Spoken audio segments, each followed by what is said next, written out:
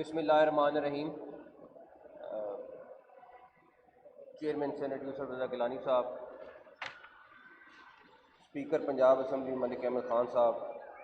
فیصل میر صاحب اور تمام دوست اور بہن بھائی جو یہاں بیٹھے ہیں، السلام علیکم۔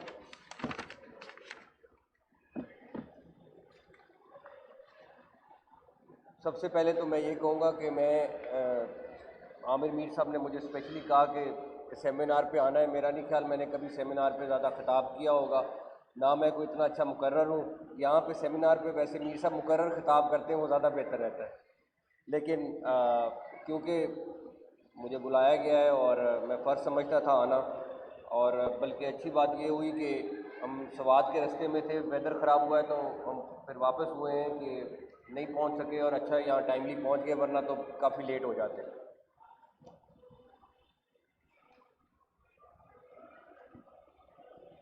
بس جہاں تک رہی پاک بھارت جنگ کی بات،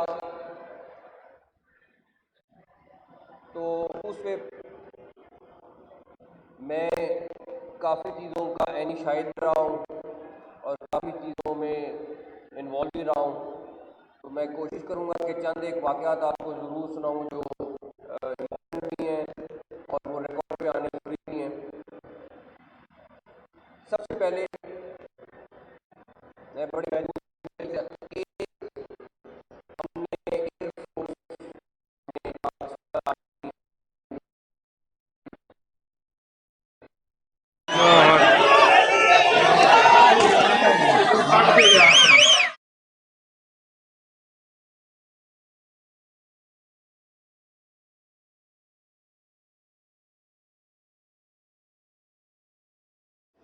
جن کو ہمارے چند لوگ برا بھلا کہنے سے باز نہیں آتے، ان کا جو کردار تھا، آپ یقین کریں کہ انڈینز کی ہر موو اور ہر چیز ہمارے اداروں کے پاس وقت سے بہت پہلے آ جاتی تھی۔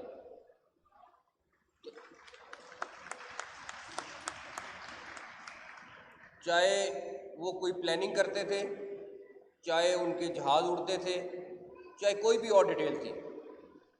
اور اس جنگ کے جیتنے میں میں ذاتی طور پر سمجھتا ہوں کہ جو ہماری انٹیلیجنس ایجنسیز ہیں ان کا کردار اتنا امپورٹنٹ ہے، although وہ سامنے نہیں آتے ہیں اور وہ اس طریقے سے ہم ان کو ہائی لائٹ نہیں کرتے ہیں،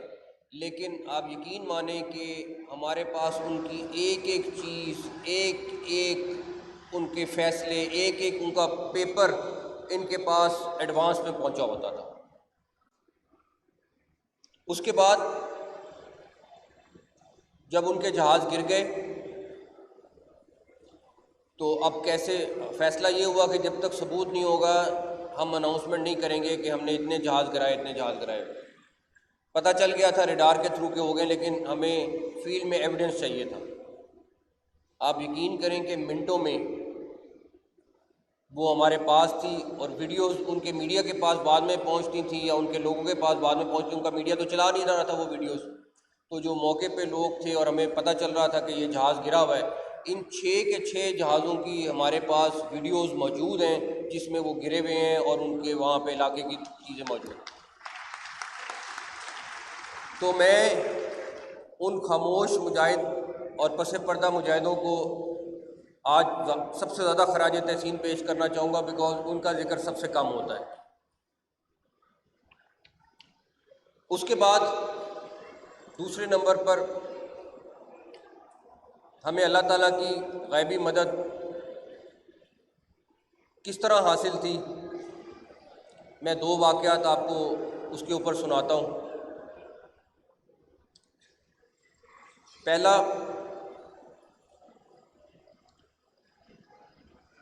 انڈینز نے ہماری ایک بیس پر 7 میزائل فائر کیے، اور وہ ہماری بڑی امپورٹنٹ بیس تھی، اور ڈیفینیٹلی جب میزائل وہاں سے فائر ہوئے تو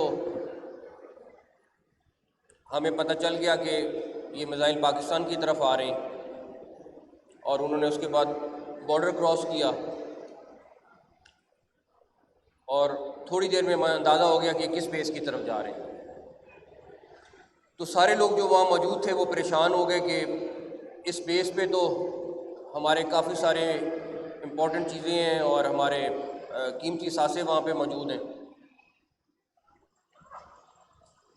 اور 7 میزائل تھے۔ آپ یقین مانیں کہ ان 7 میزائلوں میں سے ایک بھی میزائل بیس کے اندر جا کے نہیں گرا۔ کچھ پہلے گر گئے، کچھ بیس کے باہر گر گئے، کچھ سائڈ پہ گر گئے، کوئی میزائل بیس کے اندر جا کے نہیں گرا۔ دوسرا، ہماری پوری کوشش تھی کہ کسی بھی طریقے سے انڈینز کو یہ موقع نہ دیں کہ وہ ڈرامہ کر سکیں کہ کوئی سویلین کیجولٹیز ہوئی۔ ہمارے کچھ میزائل جو ہم نے فائر کیے وہ بالکل آبادی کے قریب تھے، اور ان کا ایک ملٹری کی انسٹالیشن تھی جہاں پہ وہ میزائل فائر ہوئے۔ خیر وہاں پہ کوئی مسئلہ ہوا تو ہم پھر فکر مند ہوئے کہ یہ ان کی کیجولٹیز نہ ہو جائیں سویلینس۔ اب ہم ویٹ کر رہے تھے کہ یہ میزائل گریں گے تو پتہ چلے گا کہ یہ کہاں گئے کہاں نہیں گئے۔ ان کا وہاں پہ اس علاقے میں سب سے بڑا آئل کا سٹوریج تھا جہاں پہ وہ میزائل گرے، اور اللہ کا شکر ہے جو ان کی کوشش تھی یا دعا تھی کہ ان کی سویلین کیجولٹیز وہ نہیں ہوئی، اور ان کا سب سے بڑا آئل ڈپو تباہ ہوا اس میں۔ تو یہ دونوں وہ واقعات ہیں جس سے بڑے کلیئرٹی کے ساتھ ہمیں یہ تھا کہ آج اللہ تعالیٰ ہماری مدد کر رہے ہیں، اور اللہ تعالیٰ نے جس طرح غیبی مدد کی، اسی طرح جو انہوں نے نور خان بیس پہ ہمارے پہ حملہ کیا، ہمارا کوئی نقصان نہیں ہوا۔ آپ باقی بیسوں پہ بھی اگر اسیسمنٹ رپورٹ لیں تو اللہ کا شکر ہے وہاں پہ بھی ہمارا کوئی نقصان نہیں ہوا۔ ایک بیس پہ ہمارے جوان شہید ہوئے ایئر فورس کے، بٹ اس کے علاوہ کہیں پہ بھی نہیں۔ تو یہ ساری کی ساری اللہ تعالیٰ کی مدد تھی، اور جس کی وجہ سے یہ ہمیں کامیابی ملی۔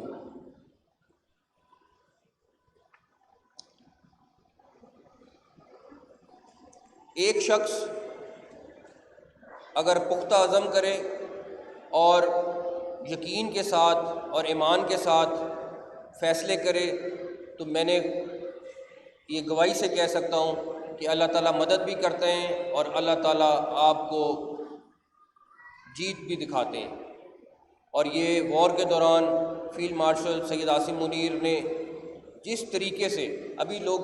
کچھ دن پہلے کہہ رہے تھے کہ جی آپ نے زیادہ، آئی تھنک برسل میں کسی نے کہا کہ جی آپ نے اور کیوں نہیں چیزیں تباہ کی ان کی۔ میں آپ کو یہ بتا سکتا ہوں ان کی بہت ساری چیزیں ہمارے ٹارگٹ پہ تھیں، اور وہ بڑے آرام سے اور ہو سکتی تھیں، اور جتنا ہم نے ان کے اوپر حملہ کر دیا تھا وہ یہی ہضم کر لیتے تو بڑا تھا، بیکاز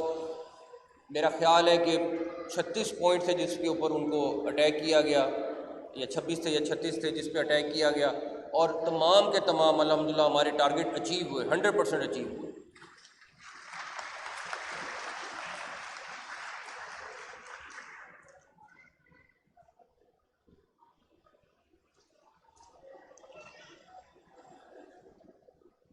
سعودی گورنمنٹ کا ایک وفد ان دنوں میں جب یہ وار چل رہی تھی تو پاکستان آیا، تو اس میں پرائم منسٹر صاحب بھی تھے، فیلڈ مارشل صاحب بھی تھے، ڈپٹی پرائم منسٹر بھی تھے، میں بھی تھا۔ تو کچھ وہ کیونکہ تازہ انڈیا سے ہو کے آئے تھے تو ان کو انہوں نے کافی زیادہ اپڈیٹ کیا ہوا تھا، اور وہ ہمیں کہہ رہے تھے کہ ڈیفینیٹلی ہمارا دوست ملک ہیں تو وہ صلح کے لیے کہہ رہے تھے، لیکن کچھ چیزیں انڈین سائڈ کی بھی انہوں نے آگے بتائیں۔ تو فیلڈ مارشل صاحب نے یہ ابھی برسل میں خود بھی یہ قصہ رپیٹ کیا ہے۔ انہوں نے اس سعودی ڈیلیگیشن کو کہا کہ جس طرح آپ بات کر رہے ہیں یہ انڈیا جو ہے ایک شائننگ مرسڈیز کی طرح ہے، لیکن ہم ایک ڈمپر ٹرک کی طرح ہیں جو بھرا ہوا ہے پتھروں سے اور باقی چیزوں سے۔ اب آپ امیجن کر لیں کہ جب اس کی ٹکر ہوگی تو اس مرسیڈیز کا کیا حال ہوگا۔ تو جب انہوں نے یہ قصہ سنایا تو اس کے بعد وہ چپ کر گئے، اس کے بعد وہ کوئی نہیں بولے کچھ۔ ایک چیز اور جو پاکستان کی تاریخ میں پہلی دفعہ ہوا وہ یہ کہ پاکستان کی آرمی، ایئر فورس اور نیوی جس طریقے سے سنکرونائز ہو کر، اور میں نے خود اپنی آنکھوں سے دیکھا جس طریقے سے انہوں نے ایک اسٹریٹجی کے تحت وار لڑی، دوسری طرف Indian air force chief Modi سے علیحدہ مل رہا تھا، ان کا آرمی چیف مودی سے علیحدہ مل رہا تھا، ان کا نیول چیف علیحدہ مل رہا تھا، ان کے ایئر فورس کا پوائنٹ آف ویو کچھ بالکل فرق تھا، ان کی آرمی کا پوائنٹ آف ویو بالکل فرق تھا، اور وہ اتنے آپس میں سپلٹ تھے جس کا رزلٹ انہوں نے خود دیکھ لیا۔ ان میں سے ان کے پائلٹس تو کچھ تیار ہی نہیں تھے کہ یہ اس طرح سے ہمارے پہ اٹیک کیا جائے۔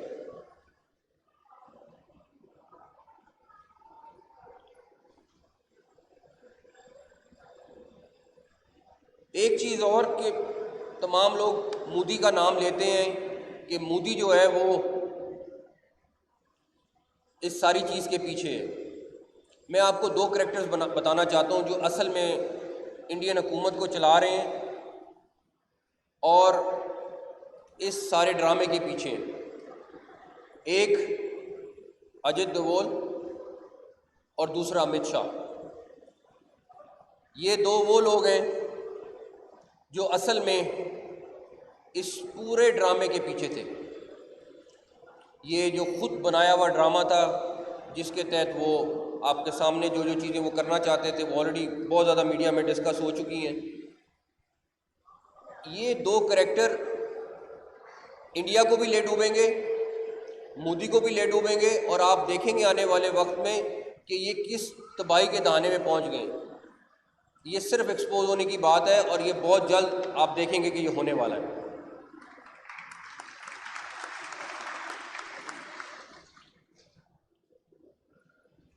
دوسری طرف جس طرح فیصل میر صاحب نے بھی کہا اور ملک احمد خان صاحب نے بھی کہا کہ ہماری سیاسی جماعتیں اس طرح اکٹھی تھیں کہ ان میں کوئی فرق نہیں تھا، چاہے وہ پریزیڈنٹ صاحب ہوں، چاہے وہ پرائم منسٹر صاحب ہوں، چاہے اور کوئی جماعت ہو، مولانا فضل الرحمان ہو، چاہے کوئی بھی پارٹی ہو، سب اتحاد میں اور آپس میں رابطے میں اور ایک دوسرے کی سپورٹ پہ تھے۔ آپ خود سوچ لیں کہ انڈین ڈیلیگیشن گیا امریکہ اور انہوں نے جا کے کوشش کی کہ ہم لابنگ کر سکیں، تو جس طرح کل بات ہو رہی تھی کہ ایک ہمارے پیپلز پارٹی کے چیئرمین ان 10 پر بھاری تھے، انہوں نے جس طریقے سے وہاں جا کے کنونسنگ کی، جا کے بات کی، وہ سب کے سامنے آئے۔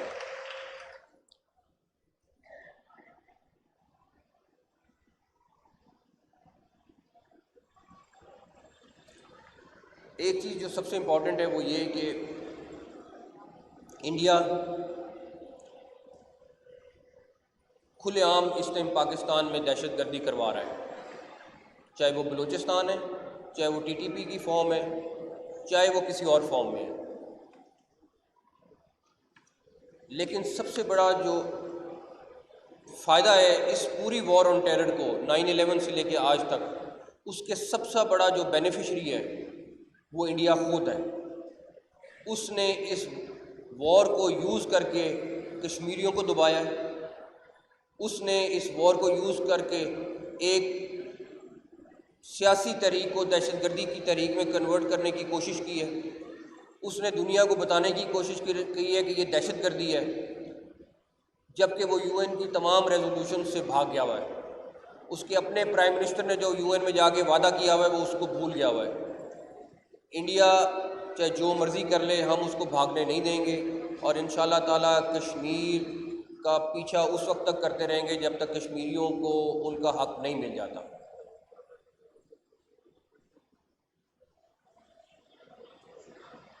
آخری چیز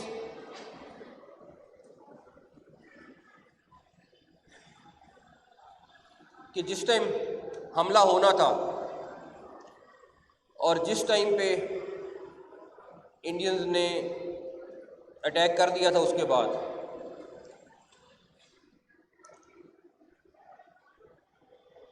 دنیا کا کوئی ملک نہیں تھا جس نے پاکستان کے اوپر پریشر نہ ڈالا ہو کہ بس اب آپ تو آلریڈی ایک لیول اوپر ہیں، آپ نے ان کے جہاز گرا دیے، آپ واپس اٹیک نہ کریں. اور اتنا پریشر تھا، لیکن اس کے باوجود فیلڈ مارشل اور پرائم منسٹر ان دونوں کو کریڈٹ جاتا ہے. انہوں نے وہ سارا پریشر سہا اور اس کے بعد انڈیا کو منہ توڑ جواب دیا. تو یہ جو ہمارا سیٹ اپ اس ٹائم موجود ہے، جس اتحاد کے ساتھ موجود ہے، اللہ تعالیٰ اس کو کامیاب کرے، اللہ تعالیٰ پاکستان کو کامیاب کرے، اور اللہ تعالیٰ پاکستان کو اسی طرح آگے بھی سرخرو کرتے رہیں. بہت شکریہ، تھینک یو.